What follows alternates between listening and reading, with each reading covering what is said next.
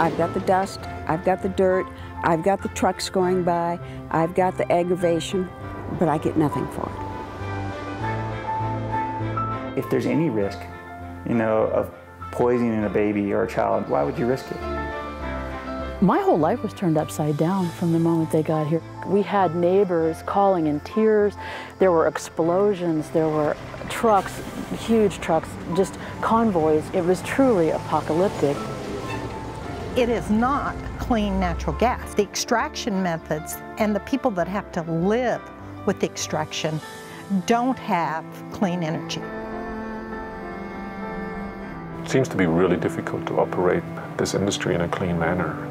Whatever they're going to come and do is to destroy, to destruct. The water table will go lower, they will pollute it, so you can't drink the water is polluted.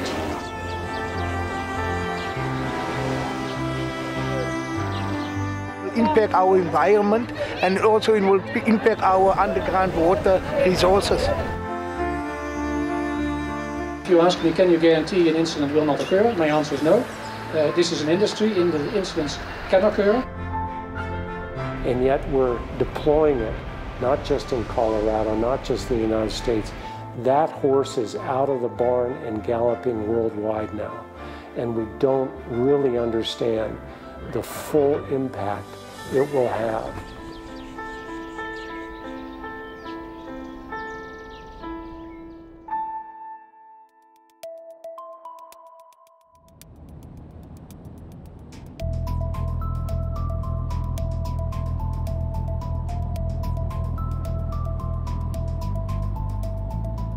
I first encountered gas development by complete chance.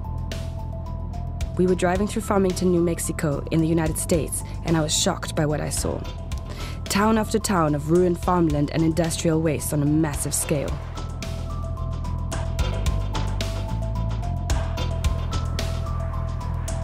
We discovered the same sorts of developments are planned in our home in South Africa, and I wanted to learn more about this industry.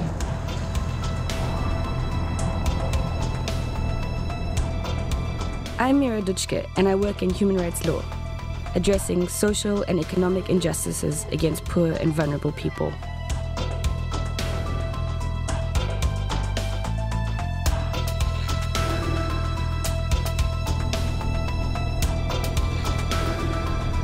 My partner, Jeffrey Barbee, is an environmental journalist based in South Africa.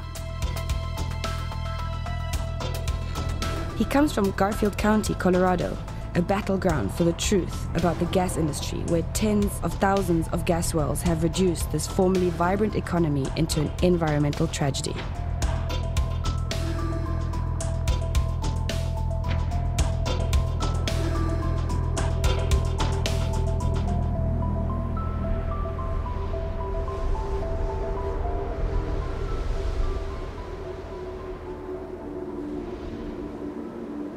So the United States is a big continent.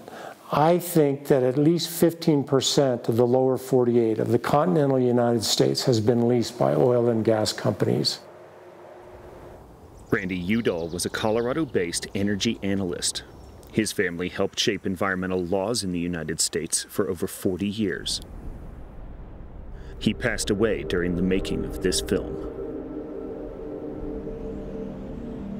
The natural gas industry is like the suburban sprawl of the energy business. It sprawls out not over a whole county, but over a whole region. Will Rausch is the conservation director of the Wilderness Workshop in Carbondale, Colorado.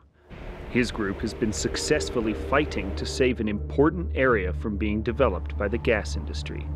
And every day there's several spills. And so just kind of a byproduct of this type of operation that you're going to be spilling chemicals, onto the landscape and sometimes into waters. Gas rigs drill deep into the ground. Once the layer of coal or shale is reached, the drill moves horizontally through the seam. This is called directional drilling. To learn how the hydraulic fracturing process works, we caught up with Han Willem Eggink at a talk in Johannesburg. He is a general manager at Shell South Africa who planned to drill in the Karoo Desert. How does that work? We have this horizontal section of the hole, which is properly sealed off, and then we push water down with 1% solution of chemicals. And that water also contains some sand grains. And what you do by pushing that water down, actually you create microfractures in the shale. The sand grains stay behind in these microfractures and they keep them open. That's the way hydraulic fracturing works. Hydraulic fracturing, or fracking, is only one aspect of a much larger operation. It appears that the whole process, from drilling to fracking through to the refining and transportation of the gas, is possibly dirtier than the industry will admit. Because of the secrecy of the gas business and the legislative protection it has enjoyed in places like the United States, it's hard to ascertain the facts behind this process.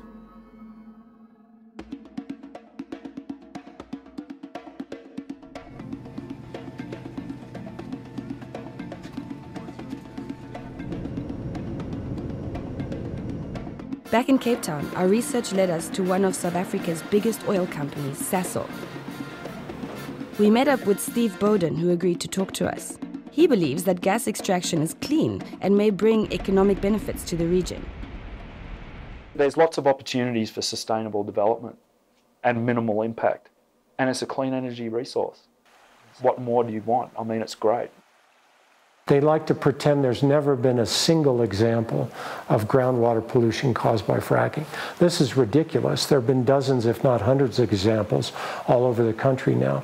But the industry continues to say that fracking has never caused any damage to groundwater aquifers. That's absurd. We have good evidence from Pennsylvania and Wyoming.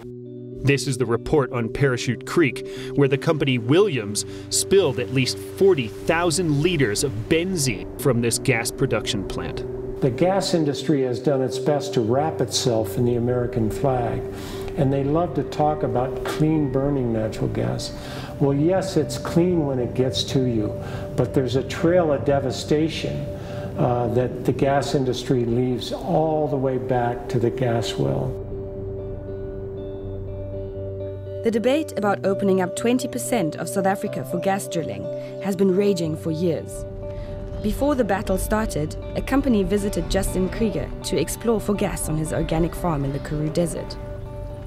Sheep farming brings millions of dollars to the Karoo's economy every year.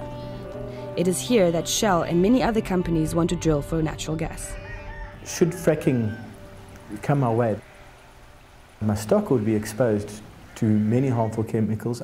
My integrity as a farmer would be challenged because I would not be able to guarantee the wholesomeness of my product. As a business, I would struggle to continue.